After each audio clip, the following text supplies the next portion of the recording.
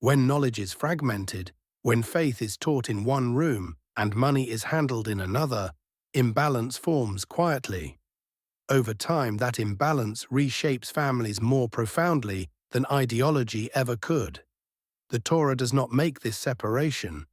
In the Jewish tradition, instruction is covenant continuity. And that instruction includes not only prayer and ritual, but structure, responsibility, and stewardship. The father in Deuteronomy is not merely a spiritual guide. He is a transmitter of order. To understand why Jewish fathers historically teach wealth before worship, one must return to a passage often quoted, but rarely examined in its full context. Deuteronomy 6. 1. The setting of Deuteronomy 6. The book of Deuteronomy records Moses' final address before Israel enters the land. It is a transitional moment. The wilderness generation, dependent on manna and divine intervention, is ending. A settled, agrarian, economically responsible society is about to begin. Within this speech appears the Shema.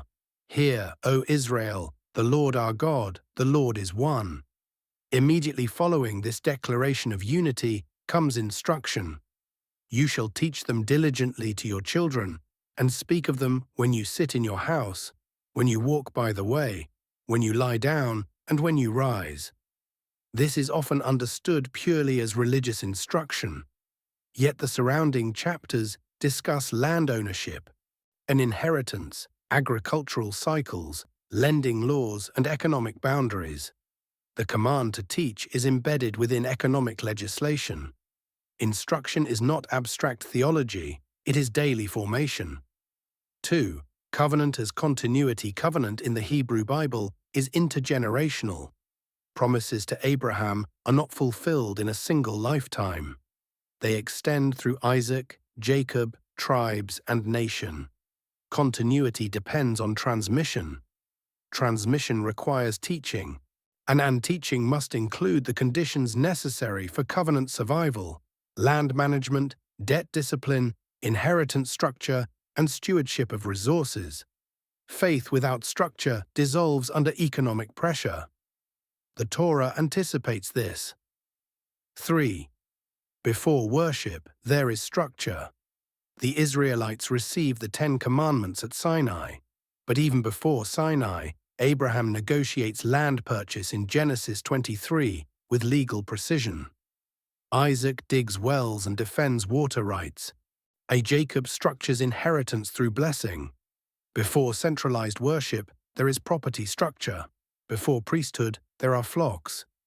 Before temple, there are tents, contracts, and negotiated boundaries. This sequencing is not accidental. A people unable to steward land cannot sustain sanctuary. Economic stability undergirds ritual continuity. Thus, fathers must teach more than prayer. They must teach possession and restraint. 4. Deuteronomy 6, in context.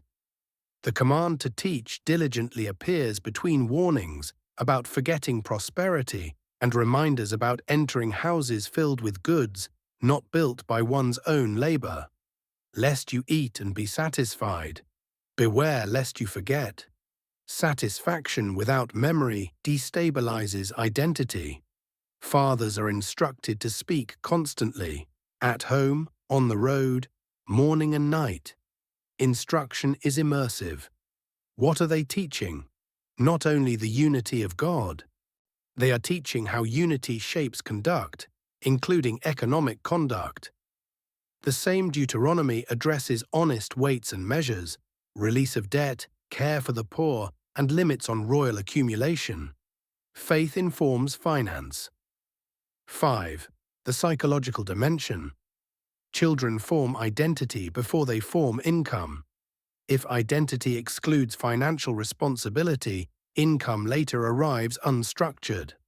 The Torah embeds financial literacy within covenant identity early.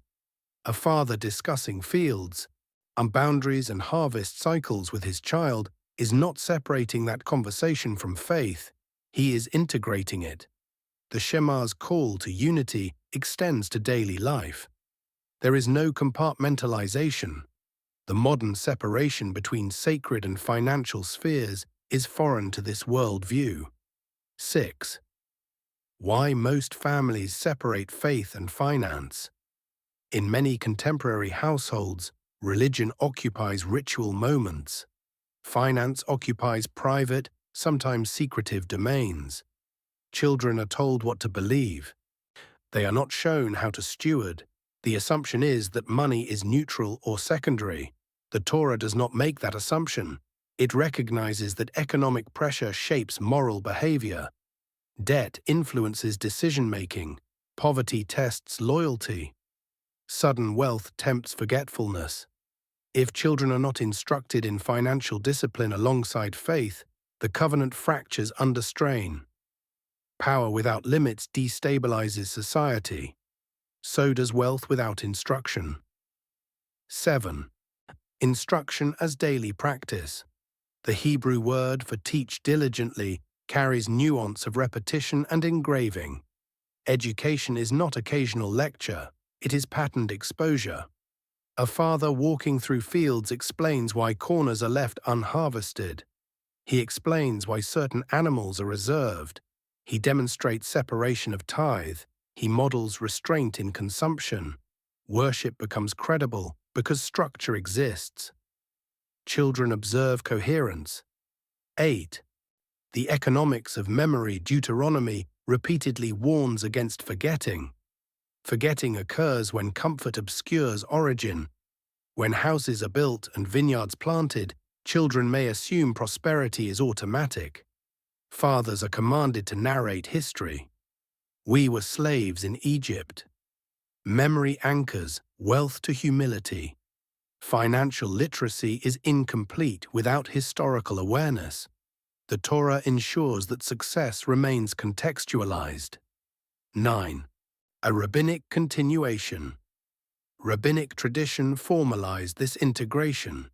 Pirkei Avot records guidance to teach children trade alongside Torah.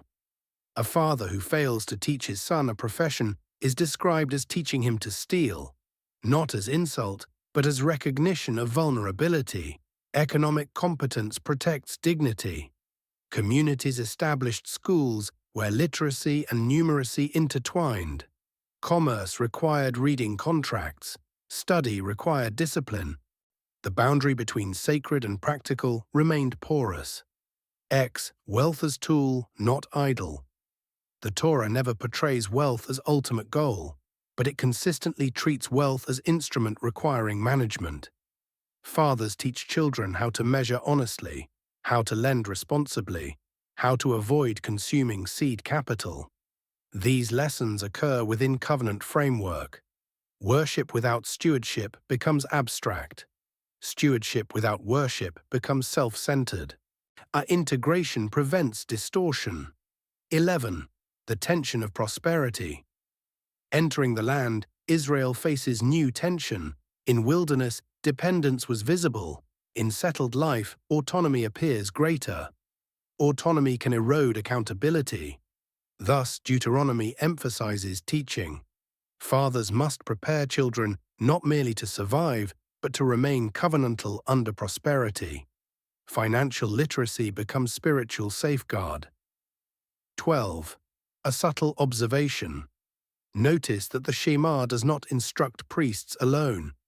It addresses parents. The covenant does not depend solely on institutional leaders. It depends on household instruction. If fathers neglect economic formation, no centralized worship can compensate. Temple rituals cannot replace daily modeling. The architecture of covenant is domestic before it is national. 13. Modern reflection. In contemporary society, financial complexity has increased. Yet many families still avoid direct instruction. Faith is discussed at services. Money is discussed privately or not at all. The result is fragmentation. Young adults inherit belief without structure.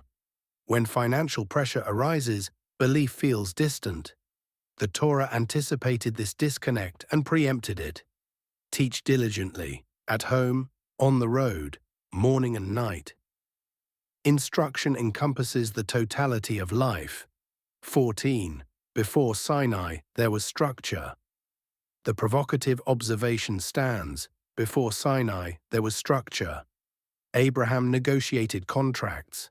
Isaac managed wells. Jacob structured inheritance.